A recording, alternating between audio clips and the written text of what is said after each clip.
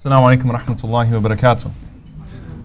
Bismillah ar-Rahman ar-Rahim. Alhamdulillahi Rabbil Alameen. Wassalatu wassalamu ala Rasulih al-Kareem. Wa ala alihi wa sahbihi ajma'een. So we finished Abdullah ibn Abbas radiallahu ta'ala anhu, and then we went on and we completed Abdullah ibn Amr ibn As radiallahu anhu. And today, inshallah ta'ala, we're going to be doing my personal favorite. And the only reason why is because I named my son after him. Abdullah ibn Umar radiallahu ta'ala anhu. Wa ardah wa radiyallahu an abih. May Allah have send His peace and blessings upon him and be pleased with him and his father. And subhanAllah, what's interesting about Abdullah ibn Umar radiallahu ta'ala anhu is that because of Abdullah ibn Umar, there are a ton of Abdullah ibn Umars from the Tabi'een and the Salaf. Okay? Why? Because the Sahaba that came after named their kids after the Khulafa. So it was natural that a person would name their child after the Khulafa. So Uthman radiallahu anhu, for example, has children named Abu Bakr, Omar, and he has a child named Aisha, he has a child named Ali. Okay? Likewise, Ali radiallahu ta'ala anhu has Abu Bakr, Umar, Uthman, and in fact he has two Abu Bakrs, two Umars, two Uthmans that he named. So he has Abu Bakr al-Kabir wa Abu Bakr al-Saghir wa Umar al-Kabir wa Umar al-Saghir. Ali had a lot of kids radiallahu anhu, he had over 20 children. So he had, the big one, the small one. And so naturally, Al-Hasan wal-Husayn radiallahu anhuma, they also named their kids Abu Bakr, Umar, Uthman. So they also had kids named Abu Bakr, Umar, Uthman. So naturally, when those companions had kids, what would they do? They would name their kids what those companions named their kids. So you have Abdullah ibn Umar ibn Uthman, Abdullah ibn Umar ibn Ali, Abdullah ibn Umar ibn Al-Hasan, right? So Abdullah ibn Umar actually is a very common name because of the great companion that we're covering today and his father. May Allah be pleased with them both. Now a little bit of background on Abdullah ibn Umar radiallahu ta'ala anhu. Obviously, if I was to try to do a lecture about his father, then it would take the entire class. I can't do a class on Omar ibn al-Khattab radiallahu anhu. I think all of you already know who Omar radiallahu ta'ala anhu is. So I'll just give enough so that you guys can understand enough context to where Abdullah is benefiting from that household, and Abdullah is taking on and acquiring the same qualities and the same characteristics of his father. Abdullah was born just a year after the Prophet ﷺ received revelation. So he's born in the year 611 or around that time period. So he was only, he wasn't even born in the year 610 when the Prophet ﷺ received revelation. He's only, a few years old. He's still a young child when his father accepts Islam. All right? And so when the hijrah was made, Abdullah ibn Umar was only about 10, 11 years old. So he's one of the young companions. Okay? He's of the same age as Abdullah ibn Abbas radiallahu ta'ala anhu. He's around the same age as Abdullah ibn Abbas. A very young companion, just a few years older than Abdullah ibn Abbas. But the beauty of Abdullah ibn Umar is that he grows up his entire life around the Prophet sallallahu alaihi wasallam. His father, Umar ibn Khattab radiallahu anhu, we all know the famous story of his Islam. Okay, was a great enemy of Islam, was someone that was out to kill the Prophet ﷺ, was one of the most proud members of Quraysh, and Rasulullah ﷺ made dua for his hidayah, he made dua for his guidance.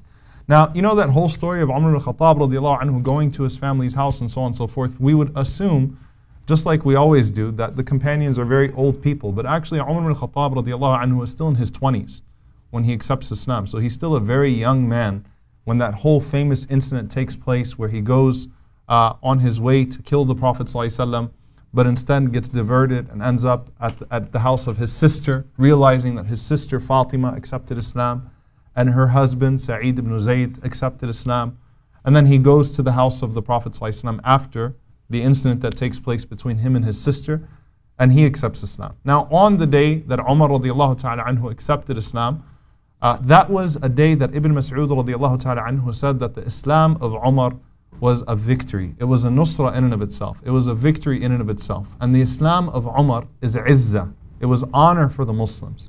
Why? Because as soon as Umar ibn Khattab radiallahu anhu becomes Muslim, now the Muslims have the ability to do something that they had never been able to do before, which was to collectively, publicly proclaim their Islam. So Umar goes out, and he says, who's going to spread the news? And he starts looking for people that were famous at that time for spreading the news. And he He goes and he knocks on the door of Abu Jahl and says, I'm Muslim, and he just doesn't care. And essentially what ends up happening is that the people march behind Omar radiallahu anhu. And as Omar is declaring proudly his Islam, these leaders of Quraysh are coming and jumping on him and pouncing on him to fight him, and he's just laying them out one by one. All right, and in a matter of 6-7 hours, Umar ibn Khattab laid out almost the entire, clan. All right, where basically they just got tired of trying to fight him, those that weren't knocked out, and everyone just went home. But that was, that was a turn of events for the Muslims that's very significant, because now they have that ability to go out and to say that they're Muslims publicly. Now, Umar ibn Khattab radiallahu anhu, when this incident took place, he had 3 wives. 2 of them did not accept Islam. 1 of them accepted Islam. The one that accepted Islam, her name is Zainab bint Mad'un. Zainab bint Mad'un radiallahu anha. Now, if you guys remember when we were talking about Abdullah ibn Amr ibn As, we were talking about a famous companion that was with him, that was one of the 3 that went to the house of the Prophet ﷺ to inquire what he was doing. The brother-in-law of Omar, being the brother of his wife, was Uthman ibn Mad'un, okay, who becomes a very famous companion of the Prophet ﷺ, and I'm sure inshallah ta'ala eventually we'll cover him in detail, his biography in detail. Now when it comes to Zainab, she accepts Islam with Umar ibn Khattab radiallahu ta'ala anhu, and with her children, Abdullah and Hafsa, okay, and Abdurrahman. So she accepts Islam with the family, and she was the only one of the wives that accepted Islam with Umar ibn Khattab. And so she's the only one that stayed with Umar radiallahu ta'ala anhu from that point onwards. We don't know anything about Zainab radiallahu ta'ala anha except that she accepted Islam. And it seems like, wallahu ta'ala alam, that she died very early on. So there's even doubt about whether or not she even made the hijrah. She even lived to see the hijrah. So she died, perhaps very early in Islam. There is a narration that indicates that she did make the hijrah. Okay, so if anything, she barely lived to see the hijrah of the Prophet ﷺ. And so she's not someone that we have any biography on. I mean, I look, subhanAllah, in Sifat al-Safwa, in Al-Tabaqat, in Al-Isaba, in Sirah Alam al-Nubala, all the books of Sirah. I could not find anything about her except that she became Muslim, and the debates about when she passed away. But Abdullah grows up, obviously, in the household of a believing family, and his father is who he is. His father is the one that the Prophet ﷺ said, لَوْ كَانَ نَبِيًّا مِنْ بَعْدِي لَكَانَ عُمَرٍ. If there was to be a prophet after me, it would have been Umar ibn Khattab radiallahu ta'ala anhu. The other historical debate is whether Abdullah actually accepted Islam before Umar, even though he was a young boy. Okay, so he's maybe 6-7 years old. There's some historians, they said that Abdullah actually was attracted by the call of the Prophet ﷺ, by his fitrah, like Ali was, and he accepted the Prophet ﷺ's call before Umar ibn Khattab radiallahu ta'ala anhu. But Nafi', and I want you to remember this name. Nafi', you're going to hear it in almost every narration about Ibn Umar comes from Nafi'. Nafi' is the freed slave of Ibn Umar. Okay? Nafi' narrates everything about Ibn Umar. He actually says, and this is in Al-Bukhari, he says that the people used to say that Abdullah accepted Islam before Umar. And he said the reason why they would say that is because around the time of Bay'atul Ridwan, Bay'atul Ridwan, the pledge that the Sahaba took under the tree. Allah Azza wa Jal refers to it in the Quran, the pledge that they took under the tree with the Prophet ﷺ. Bay'atul Ridwan took place whenever Uthman radiallahu ta'ala anhu went to negotiate on behalf of the Muslims around the time of Hudaybiyah. So we're talking, about 6-7 years after Hijrah. And while he was negotiating with Quraysh, they held him back. And a rumor started to spread that he was killed, that Uthman radiallahu ta'ala anhu was killed. Okay? As that rumor spread, it came to the Prophet sallallahu alaihi wasallam. The Prophet sallallahu alaihi wasallam took a pledge from the companions, basically to die in the cause of Uthman radiallahu ta'ala anhu, to march towards Mecca and to fight on behalf of Uthman radiallahu ta'ala anhu. And the Prophet ﷺ, he took a pledge with each one of the companions under that tree, right? And subhanAllah, he took his 2 hands together and he says that this is on the part of Uthman. So he actually represented Uthman with his own hand, sallallahu alaihi wasallam. So that was a momentous occasion, and Allah Azza wa Jal praised the people who took that bay'ah, who took that pledge with the Prophet sallallahu alaihi wasallam.